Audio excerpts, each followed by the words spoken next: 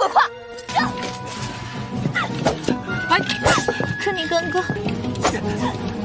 小侦探，不是你想的那样。这里就……危险！是大陆上城镇区域，还记得我们是怎么称呼边境村？哎，你干嘛去？你怎么越打越起劲啊？有颜料怎么还要揍我？是那家伙！哎，你别跑啊！ Halo semuanya, selamat datang di Ruang Film. Bagaimana kabar kalian semua? Semoga selalu sehat dan baik-baik saja. Pada hari ini kita akan melanjutkan Donghua Purple River episode 4 dan 6. Di bagian sebelumnya, setelah ayah Ning dan Xiu meninggal, terjadilah perdebatan di rapat para tetua untuk menggantikan posisi presiden. Bahkan, kepala komandan yang Mihua sempat ingin menyerah kepada musuh. Lantas, Xiu berinisiatif sendiri memimpin para pasukannya untuk melakukan perlawanan kepada pasukan Liu Feng, yang mana sudah hampir menguasai ibu kota Jishuan. Alhasil, Xiu berhasil memukul mundur para pasukan Liu Feng Keishan. Sepulangnya dia ke ibu kota, dia itu justru diadili oleh Yang Mihua, yang mengharuskannya dihukum mati. Untung saja Yingxing datang di waktu yang tepat sehingga Xiu hanya dihukum dan dikirim kembali ke wilayah timur. Serta pangkat Xiu akan diturunkan menjadi tingkat rendah. Pada 7 tahun kemudian, Xiu yang sudah dewasa juga berhasil menghabisi jenderal dan wakil jenderal suku iblis. Selain itu, Liu Ji juga menemukan seorang putri dari suku iblis yang disebut primadona klan dewa. Scene berlanjut di sebuah medan perang. Bai Chuan dan Miyu merasa ada sedikit kejanggalan tentang terbunuhnya jenderal dan wakil jenderal suku iblis secara tiba-tiba.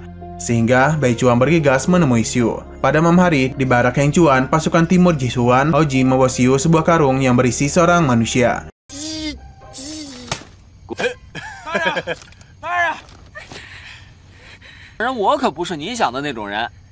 Yang ternyata isinya adalah primadona klan dewa yaitu Kardan sebagai putri ketiga suku iblis. Liu Ji memberitahu bahwa kereta yang diduduki oleh Kardan bertatahkan permata besar dan juga banyak pasukan elit suku iblis yang mengawalnya.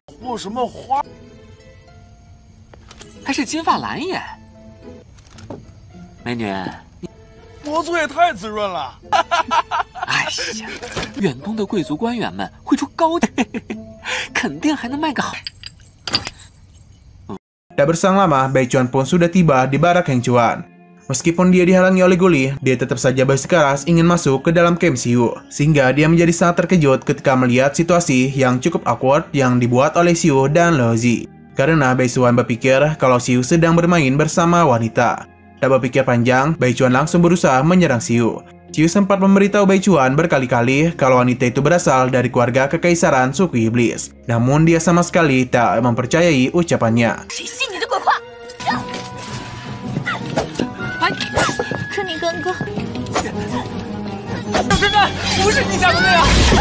Tak lama kemudian, Kardan pun akhirnya mulai memperkenalkan dirinya. Bahkan juga memperlihatkan sebuah token singa yang berarti mewakili kekaisaran. Sehingga Bai Chuan pun berhenti menyerang Xiu. Kemudian sambil berjalan-jalan keluar, Bai Chuan melaporkan kalau jenderal dan wakil jenderal suku iblis telah terbunuh sebelum berperang. Akan tetapi, Xiu malah berpura-pura bodoh. Dia tetap tak ingin memberitahu kalau dirinya lah yang telah menghabisi jenderal dan wakil jenderal suku iblis.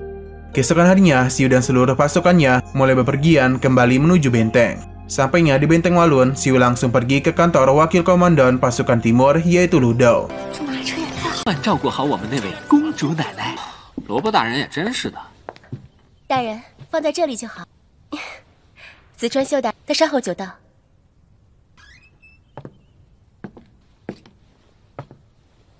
Di sana dia menyantap sebuah anggur sambil menunggu Lu Dou. Tak berselang lama, Lu Dou pun tiba sehingga mereka berdua menikmati sebuah anggur bersama-sama. 一向遵守军纪，执法如。要是今天这事儿传，再说了，喝酒伤肝。你这混蛋小子！来，别去。Lu Dou juga memberitahu kalau pihak ibu kota mengirim surat pujian kepada Xiu atas kemenangannya di peperangan Heng Chuan. Xiu diperintahkan agar segera kembali ke ibu kota dan juga membawa Kardan hidup-hidup. Selain itu, Xiu dikejutkan dengan promosi pangkatnya dari seorang letnan menjadi wakil komandan, yang mana kenaikan pangkat itu diperintahkan langsung oleh Yang Mihua. Di malam harinya, di sebuah restoran, Xiu bersama 3 bawahannya terlihat sedang merayakan promosi kenaikan pangkatnya.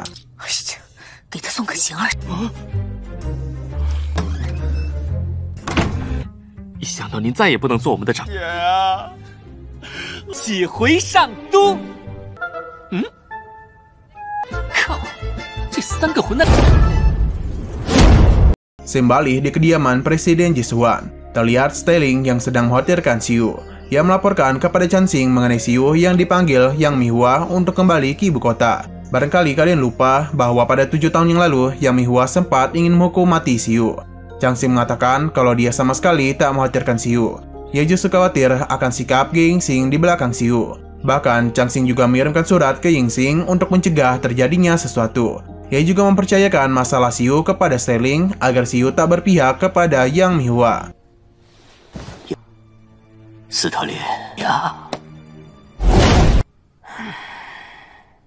Keesokan harinya, Xiu bersama pasukannya dan juga Carden akhirnya sampai di ibu kota. Kemudian, Xiu menyuruh Guili agar membawa Carden ke kantor komando untuk menunggu peraturan serta membawanya pasukan ke barak.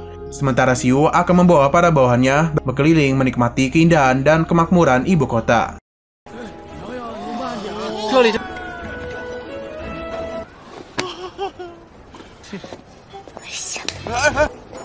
是大陆上城镇区域，还记得我们是怎么称呼边境村？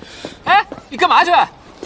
Di sisi lain terlihat Ning yang sedang memilih-milih bunga untuk dibeli. Di sana juga ada seorang pemuda dari keluarga bangsawan Siwen bernama Siwen Xian. Dia berusaha memikat hati Ning dan membayar bunga yang ingin dia beli. Akan tetapi, Ning malah menjadi ilfil dan tak jadi membeli bunganya. Bahkan di saat dia ingin pergi, yaitu dihalangi oleh Xian. Lantas, dia tiba-tiba ditampar langsung oleh Loji. Di waktu yang sama, Ning terlihat cukup kaget ketika melihat Xiu yang juga berada di sana. Lalu, Xian yang tak terima dengan perlakuan dari Lozi, ia melakukan tamparan balasan kepada Lozi dan juga Xiu. Namun ia justru dipermalukan oleh Xiu sehingga Xian pun memutuskan untuk pergi dari sana. 侮辱斯文啊！您意图攻击家族先总长子川，现被我等忠勇之士，你血口喷人！姐说了算，今日多有得罪。 Sementara itu, Ning memaksa Xiu agar ia mau kembali tinggal di kediaman keluarga Jisuan. Tapi Xiu sempat menolaknya dan alasan kalau Xiu membawa lebih dari 40 prajurit. Kemudian, Loji, Mingyu, dan Baichuan berusaha membujuk Xiu agar mau tinggal di kediaman Jisuan dan tak kembali ke barak militer. Pada akhirnya, Xiu pun menyetujuinya. Sampai di sana, Xiu dan Ning pun langsung berkeliling halaman rumah. Di sana terlihat beberapa penjaga kediaman Jisuan dari pasukan Jin yang rupanya telah diatur oleh Chansing. Tak lama kemudian, Ning mendadak tersandung yang membuatnya nyaris terjatuh. Untung saja ia sempat diselamatkan oleh Xiu, sehingga terjadilah momen romantis yang membuat situasi menjadi canggung. Bahkan, Xiu yang salting langsung memutuskan untuk pergi melapor ke kantor komando. Di kantor komando, tampak sedang diadakan rapat komandan yang dihadiri oleh Lei Xun, Luo Mingha, Jigu, Minghui, dan Ge Yingxing. Tak berselang lama, Jizin membawa Xiu masuk ke dalam ruang rapat para komandan. Di sana dia mendapatkan respon negatif dari Lei Xun, sehingga Xiu pun berusaha menenangkannya dan cara memujinya. Berbeda dari Lei Xun, Luo Mingha dan Ge Yixing justru memuji prestasi yang dilakukan oleh Xiu. Setelah itu, Yang Mihua pun akhirnya tiba di ruang rapat. Yang Mihua pun langsung to the point untuk membahas Tuan Putri suku Iblis yang tertangkap, sehingga dia meminta pendapat dari para komandan. Bos suku Iblis tak mengirimkan seseorang untuk bernegosiasi, akan tetapi mereka menolak untuk menyetujui persyaratan yang Ge Yixing ajukan. Miho mengatakan kalau masalah ini benar-benar rumit, karena mengirimkan Tuan Putri suku Iblis kembali ke sukunya dapat merugikan keagungan keluarga Jisuan. Sementara menurut Luo Mingha, kalau mengirimkannya kembali ke suku Iblis begitu saja, itu akan melukai hati rakyat dan martabat keluarga. Jika melakukan negosiasi dan menemukan jalan buntu, maka wilayah timur kemungkinan besar akan menghadapi serangan besar dari suku Iblis lagi. Sehingga mereka semua harus bersiap. Oleh karena itu, Yang Mihua berencana akan mengirimkan beberapa bala bantuan yang adalah orang-orang terbaik untuk membantu wilayah timur. Sedangkan untuk pengaturan keadaan, meskipun dia seorang tahanan, tetap saja dia memiliki identitas sebagai seorang Tuan Putri. Dan tidak pantas jika terus menahannya di barak militer. Sehingga Yang Mihua pun menyerahkan masalah Carden kepada Siwi dan membiarkannya untuk ikut tinggal bersamanya di kediaman keluarga Jisuan. Dengan alasan, pertama, Xiu dapat memantaunya dengan cermat, kedua, hal itu tidak akan menghina derajatnya sebagai seorang Tuan Putri. Tak berselang lama, datanglah Dilin yang terlihat sangat marah terhadap Xiu. Diketahui kalau Yang Miho juga memanfaatkan amarah dari Dilin kepada Xiu agar dapat menghabisi Xiu. Kemudian Dilin mengatakan kalau dia sangat tidak sabar ingin berbicara dengan Xiu yang sudah tidak kembali ke ibu kota selama bertahun-tahun. Alhasil, Yang Miho pun memperbolehkan Siu pergi dari ruang rapat untuk membiarkan mereka berdua melepas kerinduannya. Sampainya di sebuah ruangan, Dilin dan Siu ternyata hanya berpura-pura saling membenci di hadapan Yang Mihua. Sehingga di setiap ada prajurit yang menguping atas suruhan Yang Mihua, mereka berdua pun langsung berpura-pura sedang berkelahi, agar para prajurit tidak mencurigainya. Kemudian Dilin memperingatkan Siu agar selalu berhati-hati karena Yang Mihua menempatkan Siu dalam daftar orang yang ingin dia habisi. Ia juga terus mengirimkan seseorang untuk mengawasi Siu. Selain itu, orang yang paling Mihua habisi adalah Ge Yingxing. Bahkan ia telah mengirimkan balasan master untuk menghabisinya. Akan tetapi semuanya gagal. Menurut Siu, Yang Mihua takut suatu hari nanti Ge Yingxing akan mengangkat bendera perang untuk melawan para pengkhianat seperti Yang Mihua dan membawa 1 juta pasukannya yang ditempatkan di luar wilayah dan melawan kembali ke ibu kota. Oleh karena itu, Yang Mihua berencana untuk ikut campur tangan dalam urusan pasukan timur agar dapat melemahkan kendali Ge Yingxing atas pasukannya di timur, yakni dan mengirimkan Dilin ke sana. Dilin juga memberitahu kalau Styling adalah orang kedua yang ingin dihabisi oleh Yang Mihua. Untung saja dia selalu dilindungi oleh pasukan penjaga setiap hari. Tak hanya itu, Yang Mihua juga sempat berniat untuk menghabisi Chansing agar bisa menjadikan Ning sebagai bonekanya. Kemudian Dilin mengajak Siu serta membawa Styling untuk berkumpul nongkrong pada malam hari. Sebelum mereka keluar dari ruangan itu, Dilin memutuskan untuk memukulinya sampai membuat Siu terluka, supaya menghindari kecurigaan pada Yang Mihua. 你怎么越打越起劲啊？有颜料怎么还要揍我？是那家伙！ Beberapa saat kemudian, Siu pun tiba di kediaman Jihuan dengan penampilan yang babak belur. Lalu dia mengatakan kepada Ning kalau dia ingin membicarakan sesuatu yang harus diberitahukan kepadanya. Di saat situasi sedang tegang, Siu malah berkata ingin meminjam uang kepadanya, sehingga Ning menjadi sangat bad mood terhadap Siu. Ternyata Siu harus melunasi barang-barang yang ia hancurkan bersama Dilin di kantor komando sebelumnya. 你别跑啊！明明在统领处他砸的。斯特林大人来访。 Singkat waktu, Styling pun tiba di sana untuk mengunjungi Siu. Ia memberitahu Siu kalau situasi ibu kota saat ini sangatlah rumit, sehingga Siu diperingatkan agar selalu berhati-hati dalam ucapan dan tindakannya. Setelah itu, Siu mengajak Styling untuk ikut makan bersamanya di dalam kediaman Jisuan. Sampai di dalam, Styling sangat terpesona ketika melihat kecantikan Karden.